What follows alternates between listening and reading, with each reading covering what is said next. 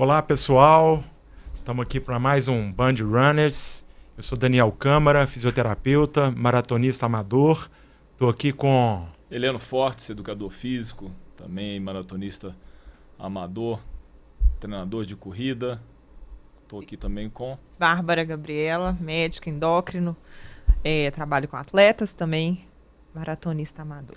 Pois é, pessoal, hoje nós vamos falar de um assunto muito interessante, que é a influência da alimentação no treino, né?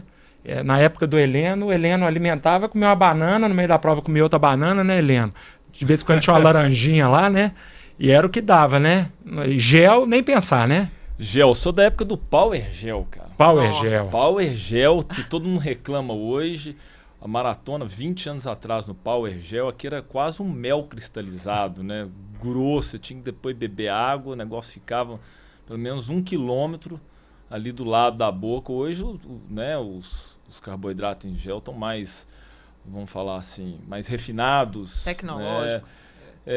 Então a absorção, né, é mais fácil de você tomar aquilo, mas mesmo assim tem que treinar. Né? Eu sou de experiência própria, eu nunca tive paciência para poder usar gel. Tô usando, ultimamente eu tenho usado mais nos treinos, mas na época que eu fiz a minha melhor marca em maratona, eu tomei 2 géis durante a prova. Bárbara, a gente começou aqui falando do gel porque é a expressão maior aí do carboidrato, né? Então talvez para a gente começar, valeria a pena você dar uma pincelada na importância que o carboidrato tem. A gente está falando aqui de treinamento de corrida. Como é que o treinamento de corrida, por que o treinamento de corrida ele precisa do carboidrato? É interessante que quando você falou sobre isso, essa evolução, no episódio anterior a gente falou sobre a evolução dos tênis, enfim, né, esse impacto de performance. E quando a gente vai olhar os trabalhos, eu acho que o que mais determinou, de fato, foi essa evolução em relação aos estudos mesmo sobre a importância do carboidrato, os tipos de carboidrato, por que é importante, e esse refinamento atual dos géis mesmo, que hoje a gente sabe que tem diferenças na distribuição do carboidrato. Então, entendendo por que o carboidrato é importante, eu falo que o ouro do atleta que corre endurance ou não endurance se chama glicogênio muscular, que é a nossa reserva de carboidrato dentro do músculo. Então, quando a gente está pensando num atleta de longas distâncias, uso do carboidrato ali, então você vai fazer um estoque, a gente tem 2 lugares de estoque, que é fígado e músculo, então que a gente consegue armazenar esse carboidrato na forma de glicogênio muscular, e a gente vai pensar sobre substrato energético, que é a matéria ali mais simples que a gente vai usar como fonte de energia para a gente conseguir fazer o treinamento. E, de fato, o carboidrato é o nosso principal substrato energético para liberar energia de uma maneira rápida, a fim de você conseguir chegar na zona de treino, executar o treino e etc. Porque qual que é o ponto importante? A ideia do treino é gerar injúria, é gerar lesão muscular e é gerar processos ali que a gente chama de processos adaptativos, seja do ponto de vista muscular, seja do ponto de vista cardiovascular. E quando a gente gera essa injúria, eu preciso de energia para gerar a lesão e eu preciso de energia para criar um ambiente adaptativo para recuperar e gerar a performance. E tudo isso envolve carboidrato. Então, a gente costuma dividir a ingesta de carboidrato tanto no pré, quanto no intra, quanto no pós-treino. Então, quando a gente pega os trabalhos ali que falam, de fato, marcadores, eles pegaram atletas de trail que colocaram lá X carboidratos, então, pacientes que usaram 60 gramas de carboidrato no intratreino, 90 gramas, 120 gramas. E fizeram um screen ali metabólico de marcadores antes de eles começarem o treinamento. Então, marcadores de lesão, marcadores de injúria e marcadores de recuperação. Os pacientes, e acabou depois que eles correram determinadas X distâncias, eles mediram novamente esses marcadores. E ficou muito claro, os pacientes que usaram mais carboidrato no intra tiveram uma adaptação à recuperação muito mais superior do que os outros. Então, ele chega para o treino subsequente muito mais recuperado do treino anterior. Então, qual que é a conclusão? O carboidrato ele é um substrato para te ajudar a gerar energia, mas ele também é um substrato que te recupera. Tá, e aí nem todo mundo vai ter acesso ou vai querer gastar com gel, essas coisas. Então, onde é que esse carboidrato que a gente vê que é mais fácil, que é o gel e que tem um custo também, às vezes, um pouquinho maior, aonde que ele não ele tem que ser usado e aonde que eu poderia trocar esse gel por alimento? Ok, então a gente pensa no gel por questão de tecnologia, mas também por questão de facilidade, para você conseguir levar numa prova, no treino, enfim. Mas não tanto tempo atrás, eu, inclusive, fui uma pessoa que usava, tipo, mel, sachê de mel, que também dá um carboidrato ali de uma energia fácil. Outros usam, tem atletas de Ironman que até hoje fazem isso, usam batata cozida lá num saquinho. Tem outros que usam frutas secas, tem outros que usam bala, enfim, jujuba ali, que também tem carboidrato de rápida absorção. Só que aí a gente vai entrar na nuance, na especificidade do carboidrato, não seria a melhor composição, mas é uma composição que te gera energia de uma maneira também eficaz. E a importância desse carboidrato, ela é a mesma independente do tipo de treino que você vai fazer? Não. Quando a gente está falando de treinos de baixa intensidade, são treinos que a gente não entra em zonas de treinamento que a gente chama de glicolíticas. Então, teoricamente, você poderia fazer um treino de baixa intensidade em jejum, ou seja, não comendo no pré-treino, e também sem necessidade de carboidrato intratreino, ou seja, sem essa necessidade de consumir carboidrato durante o treino. Porém, quando a gente está falando de treinos de alta intensidade, são treinos que precisam de energia rápida. Então, mesmo aquela ideia, eu tenho muita gente que acredita nisso. Eu comi na noite anterior. Comi macarrão, comi massa, comi pão, enfim. Subi meu estoque de glicogênio muscular. No dia seguinte, eu dou ali a janela do meu sono, 8, 10 horas, e vou treinar em jejum um treino de VO2, um treino de alta intensidade. Eu poderia fazer esse treino em jejum? Até poderia. Mas quando a gente vai pensar, qual que é o meu estoque, meu glicogênio muscular? Para eu quebrar meu glicogênio muscular, a molécula de glicogênio é uma molécula grande. Então, teoricamente, eu demoraria para gerar a energia que eu precisaria para aquele treino.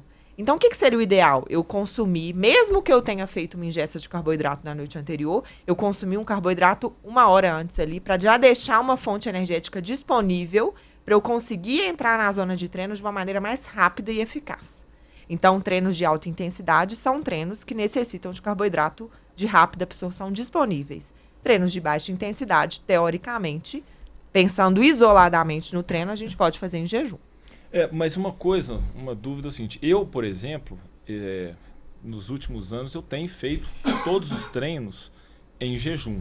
Eu faço treino em jejum porque eu não consigo comer.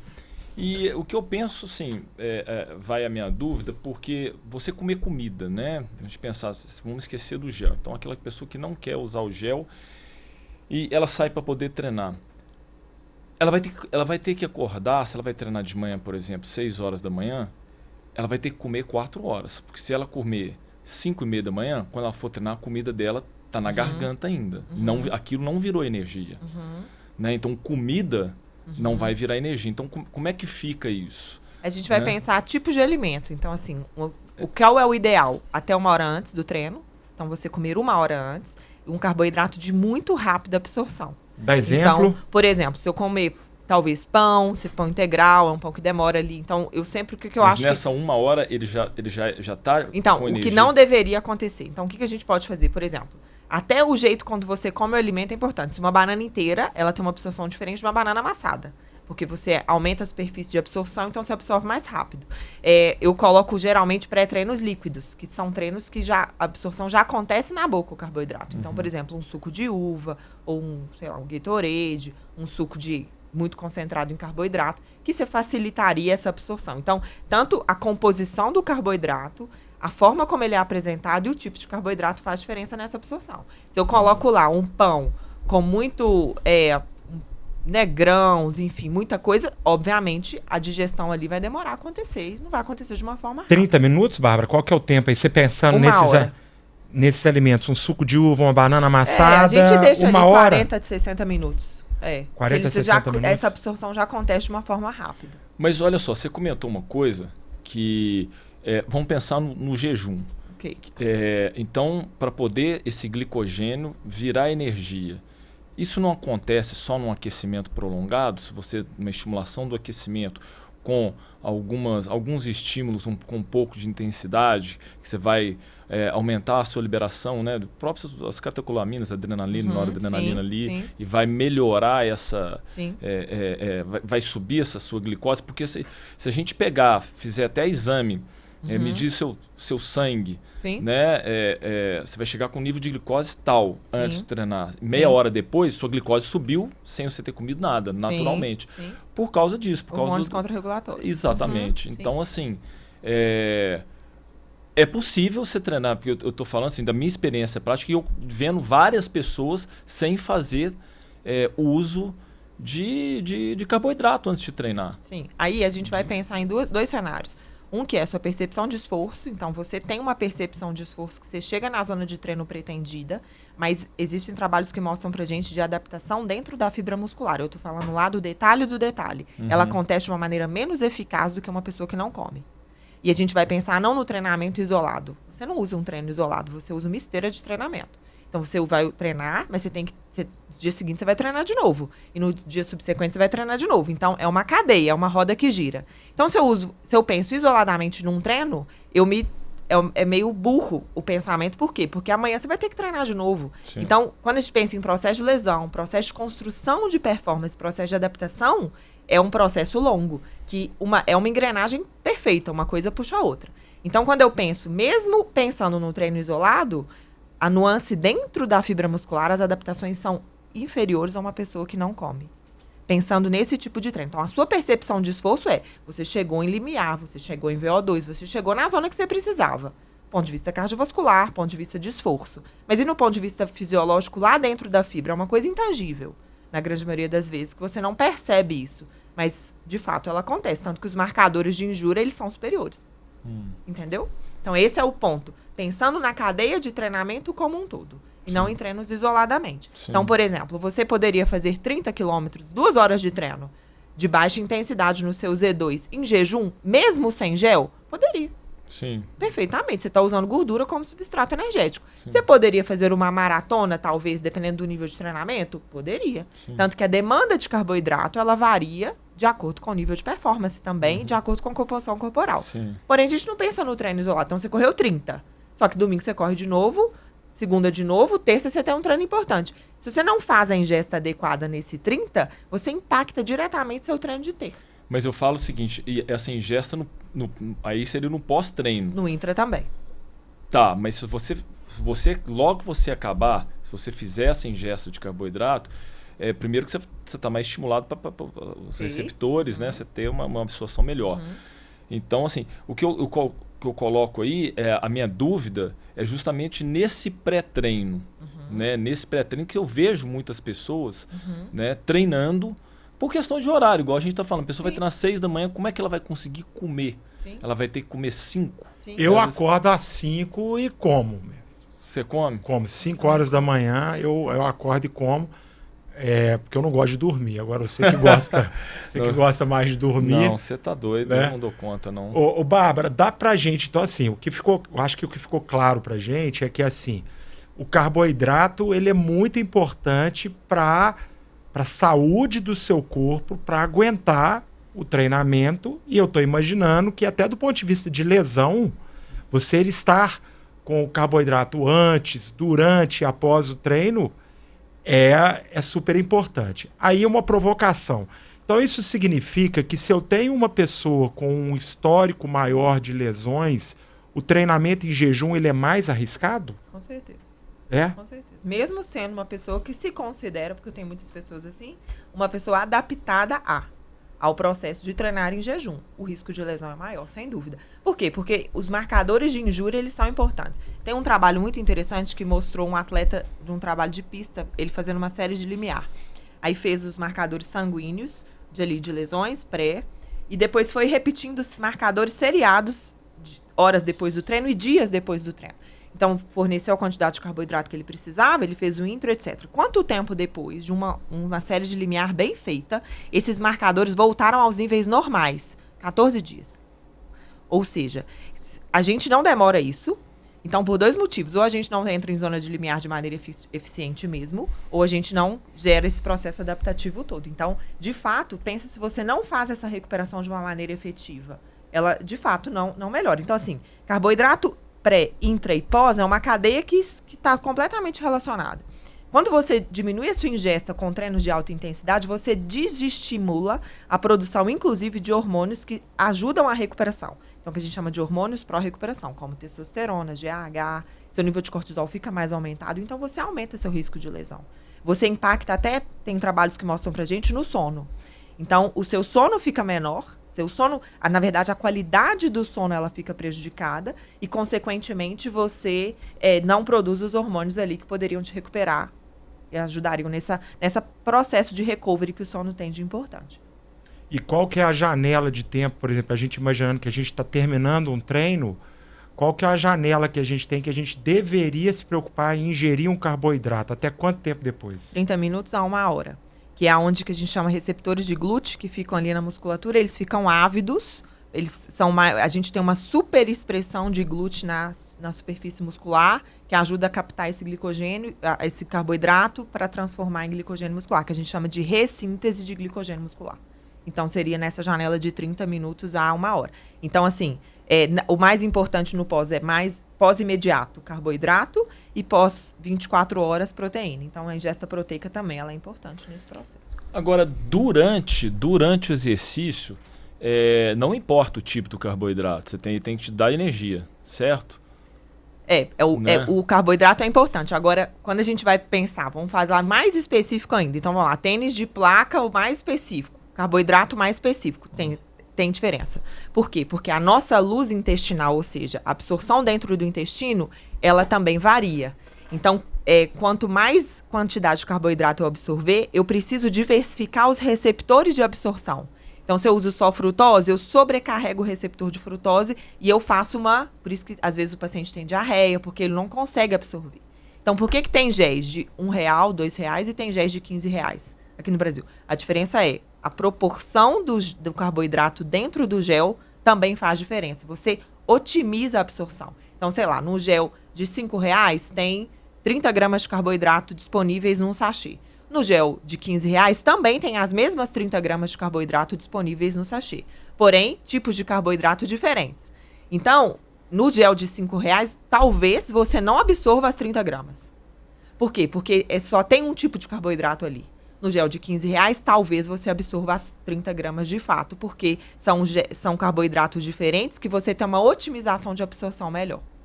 Entendi. Entendeu? Bárbara, então chegamos à conclusão que temos que comer carboidrato antes, durante, depois, rezar para não engordar com esse tanto de carboidrato que nós vamos comer. Ué, então não virar diabético também, né? Bom, mas nós estamos fazendo exercício, nós podemos. E a proteína, onde que a proteína entra nisso aí, fazendo essa questão do antes, durante, após? O quanto que a proteína é importante? É interessante porque a gente tem que pensar qual tipo de treino, né, que eu tô fazendo, qual tipo de atleta que eu tô falando. Se eu tô falando de um atleta de ultra endurance, sei lá, que faz ultramaratona, Ironman, que a gente considera ultra endurance, é um tempo de exposição grande. Ele não chega em zonas ali próximas ao limiar, porque ele não consegue por conta do tempo. Então, ele tem que... ele consegue consumir carboidrato e tem trabalhos que mostram que o intra também pode ser feito de proteína, que não é uma realidade nossa da maratona. Então, a nossa realidade, porque ali a gente chega a 3, 4 horas, não precisaria de você consumir proteína. Mas a proteína, de fato, ela entra como recovery, como recuperação. Então, a gente tem uma janela de 24 horas pós, que quando eu estou falando ali a gente faz uma conta de grama por quilo de peso, então seria 1,8 a 2 gramas por quilo de peso. Então, um atleta de 70 quilos deveria consumir nas 24 horas 140 gramas de proteína, para ter uma recuperação otimizada. Dependendo do atleta, a gente chega a 2,2, 2,5, mas geralmente gira em torno de 2, o que é difícil, tá? 2 bifes de picanha? Não vai, não? 2 bifes de picanha grande aí vai dar 60, 70 gramas de proteína. Mas essa proteína, a gente vai ter essa pessoa que não é o Heleno, que não vai acordar às 5 horas da manhã para comer. Muito menos um bife de picanha, né? Nunca. Mas que sou eu que vou acordar às 5 horas da manhã. Eu tenho que me preocupar em ingerir proteína às 5 horas da manhã para correr às 6? Não. Porque tem vantagem? Tem alguma vantagem? Não tem vantagem. Tem desvantagem? Tem desvantagem. Ela atrasa a absorção de carboidrato. Então, quando eu consumo proteína e gordura junto com esse carboidrato, eu lentifico minha absorção. Então, por isso que o ideal pré seria essencialmente carboidrato num pré-treino rápido. Nem esses whey protein, mesma coisa? Mesma coisa. Então, gente que come aí pasta de amendoim, não sei o que, não seria o ideal, porque, de fato, atrasa a absorção desse carboidrato. Então, seria carboidrato puro. O pós é diferente. No dia que antecede uma prova ou um treino mais específico, a dieta com muita proteína, ela existe algum risco aí, no caso, por exemplo, para a parte de termorregulação, para a parte de hidratação, de desidratação do atleta? Existe. A gente deixa carboidratos, alimentos de mais fácil digestibilidade. Então, a sobrecarga proteica com carnes, por exemplo, que tem uma digestibilidade mais difícil, atrasa, além dessa absorção, aumenta seu risco de desidratação e piora sua microbiota intestinal. Ou seja, as bactérias que ficam dentro do seu intestino, que também ajudariam na absorção desse carboidrato, elas ficam prejudicadas. Então, os quenianos, por exemplo, tem trabalhos com eles, que eles não comem carne vermelha nas semanas que antecedem treinos e provas específicas por conta desse prejuízo que a carne vermelha tem na microbiota intestinal. Então, churrasquinho de jeito nenhum? De jeito nenhum. Feijoadinha 2 dias antes? De preferência, não. Tá piorando bastante a vida, viu? Puxa vida. Então, por exemplo, Maratona do Rio de Janeiro. Prova no domingo. Então, sexta-feira, um peixinho também não vai, não, Não, né? peixe sim. Porque o peixe ele é uma proteína de mais fácil digestão do que carne vermelha, que é bife, churrasco, essas coisas assim. Frango na mesma... Frango tá na mesma... Frango também poderia tá ser. Na mesma... É uma absorção mais fácil. O espetinho de camarão, aquele que passa na praia. Nossa, mãe. Se você quiser uma salmonela junto, aí tá ótimo. Mas esses marisco, por exemplo... Mais fácil digestibilidade. Mas não tem vantagem nenhuma, né? Não. É assim, ele tem um prejuízo menor da sua microbiota intestinal do que... eles comem uma papa, né? Lá no Quênia, enfim, é uma papa ali com carboidrato simples e complexo. É essencialmente carboidratos. Entendi. Ô, Bárbara, então a gente tá vendo os corredores todos com o gelzinho na mão, né? Sim. E aí tem agora também a cápsula de sal. Boa. Cápsula de sal. Para que serve isso? Quem precisa disso? Não são todos que precisam. Hoje a gente tem géis tecnológicos aí, que tem géis que já tem sódio, mas a ideia de repor sódio é porque quando você está treinando, você está correndo, enfim, você tem uma perda hídrica, mas não é só água. Você pega seu suor ali, se você faz uma análise do seu suor, ele vai ter água e sais minerais. Então, teoricamente, assim como o carboidrato, a cápsula de sal serve para repor algo que você está perdendo durante o treino. Só que isso é individual. Eu tenho grandes perdedores e poucos perdedores. Tem gente que corre aí 1 hora, transpira pouquíssimo. Tem gente que em 1 hora transpira muito. Eu sou uma grande perdedora. Então, como que a gente vai quantificar? A gente pode fazer o teste do peso. Então, você pesa antes e depois do treino. Você faz uma estimativa de quanto que você está perdendo de água e sais. E você também tem testes hoje tecnológicos específicos que marcam exatamente a quantidade de sódio que você perde por treino. Enfim, então a cápsula de sal serve para repor algo que você está perdendo durante o treino. Mas o atleta, só uma coisa, Daniel, o atleta mais treinado, o suor dele fica mais refinado? Fica diferente. Ele perde menos. Porque ele é mais econômico na teoria, então ele perde menos. E a composição também de corpo muscular, eu pego 2 biotipos parecidos, vamos pensar, 2 atletas com o mesmo peso, talvez com a mesma economia de corrida do ponto de vista biomecânico, teoricamente visualmente parecidos, mas um tem mais densidade de massa muscular do que outro. O que tem mais densidade de massa muscular, ele perde mais. Ele perde mais o quê? Mais sal. Então nós estamos falando, ele vai continuar, o que o Heleno está falando é que ele vai ter o suor, mas você vai ter um suor mais ou menos salgado. Isso, exatamente. E aí é possível você ter um suor com menos sal e mais água, né? Pode ajudar a evaporar e aí você vai ficar com mais sal. Exato. E se você ficou com mais sal, a última coisa que você deveria fazer é ingerir sal? Na verdade, você tem uma demanda de reposição de sal menor do que uma pessoa que perde mais. Mas se você perdeu mais água e não perdeu sal, você não está mais salgado internamente? Na verdade, você não perde mais água do que sal. Você perde na mesma proporção menos água e menos sal. Então, você pega um queniano. Qual o biotipo do queniano? Ele é magro? Ele é musculoso? Não. Para pensar, ele é magro, ele tem uma definição muscular porque ele tem um baixo percentual de gordura, mas ele não é um cara de densidade muscular. Então, ele, se você for pensar, o suprassumo da economia energética seria um cara que faz aí maratona na casa de 2 horas. Mas então assim, vamos lá, para a gente pensar numa coisa mais prática, para a maioria das pessoas, o simplesmente se pesar já seria uma referência suficiente para saber se ele precisa ou não reposição de sal? Na verdade, a maioria dos treinos acima de 2 horas, 1h30, te demanda uma reposição de sal. A quantidade de sal que a gente vai repor vai depender do tanto que ele perde. Então, se a gente faz peso antes e depois, se ele perdeu mais de 5% do peso corporal, a gente considera ele um médio a grande perdedor. Tem gente que pesa antes... 5%? Do peso corporal. Então, se você pesa 70 quilos, se você perde ali 3 quilos... É muita coisa. É muita coisa. Você é um grande perdedor. É muita então, coisa. você faz um treino numa temperatura extrema, num longo... E, obviamente, a gente tem que pesar. A quantidade de água que você ingeriu tem que descontar. Durante o treino. É muito pouco. Não vai conseguir. Você vai pesar 3 quilos num paciente de 70 quilos, ele já é um grande perdedor. Então, é um paciente que a gente tem que ter um sinal de alerta, é um cara que ele demanda mais sal do que uma pessoa que perde menos do que isso. E esse sal de cozinha? Sal de cozinha. Se ele pegar um sal de cozinha, colocar funciona. debaixo da língua... Diferente do carboidrato, o sal é uma coisa simples. Existem aí repositores de sódio com 1 milhão de coisas, mas não é necessário. O sódio existe com magnésio, mas o sódio é o mais importante. É o que determina processos fisiológicos ali para te manter no jogo. Pois é, mas aí, então, se perdi 5% do peso, eu sou um candidato. A precisar de sal? É isso? Você é um candidato a precisar de mais sal do que o normal.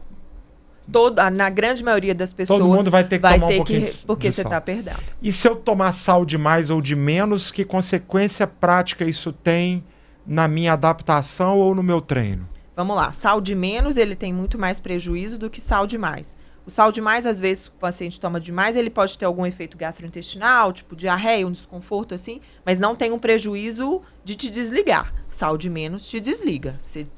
A bateria acaba. Você não consegue fazer. Você não consegue continuar. Melhor aí, você não consegue continuar correndo. Então, assim, a gente quer Seria a hiponatremia. A hiponatremia, que é uma coisa importante, ou seja, uma baixa concentração de sódio no sangue. Mais raro, certo? Nem tão raro assim. Não, mas pois é, mas aí eu tô pensando... Bom, hiponatremia é uma coisa gravíssima, Você tá pensando em perda de performance. Eu tô pensando assim, vamos lá. Eu não reponho sal. Quer dizer, eu tomo isotônico que vai ter um pouco de sal, né? Okay. Certo? Mas vamos lá. Ok, talvez algum gel lá também... explicaria o 30 depois. Depois do 30, a sua depressão é mais acelerada. Depressão de... Depressão de tudo, de glicogênio muscular, você tem uma perda de performance mais importante do que diferente de um atleta que faz essa reposição de uma maneira mais eficaz. Me explica aí em linguagem para o nosso ouvinte o que acontece com o corpo dele quando o sal está baixo, sem pensar nessa coisa extrema da hiponatremia. De que forma que isso prejudica a performance dele? Contração muscular fica prejudicada, até o seu alerta no treino ali você fica prejudicado e você não consegue, de fato, você não consegue manter o ritmo que você estava mantendo até aquela quilometragem. Você tem uma perda. Então, treinos, você consegue, teoricamente, você até faria. Porque você está fazendo um treino mais leve que você faz na prova e você chega até o 30. Então, você chega, às vezes, cansado, mas você chega até o 30. Só que na maratona, você tem ainda 12, né? E é difícil acostumar a tomar sal? Não. Super é fácil? simples. Qual que é a experiência? Você toma sal, Helena? Não. Mas na prova você toma? Toma. Maratona do Rio? Tomei, mas demorei a tomar, né? Eu sou uma pessoa que dependendo da umidade, eu perco muito líquido. E é visível, você começa a sentir o tanto de água que você está perdendo. Já fiz de pesar a volta da Pampulha, 2 voltas de treino, de perder 3,5 kg. É muita coisa. Um grande perdedor. 3,5 kg que deu aí 2 voltas na Pampulha, uma vez treinando. E, cara, é batata.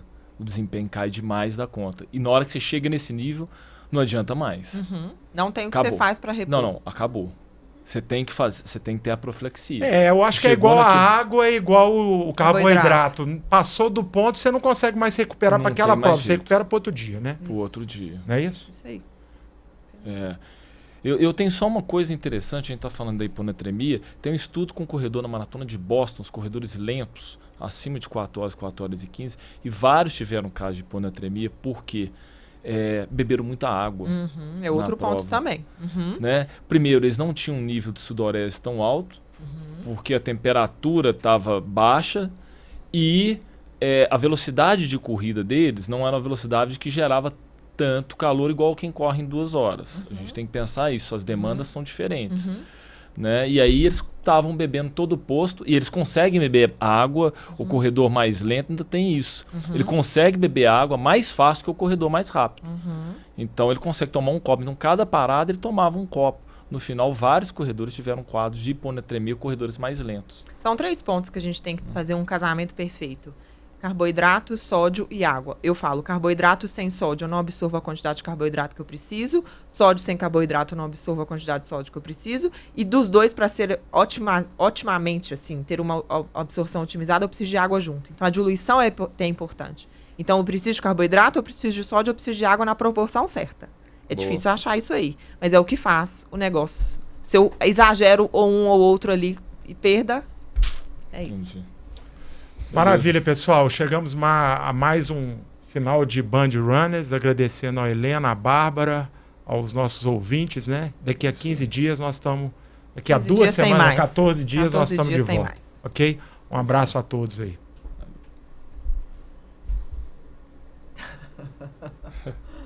Falamos, hein?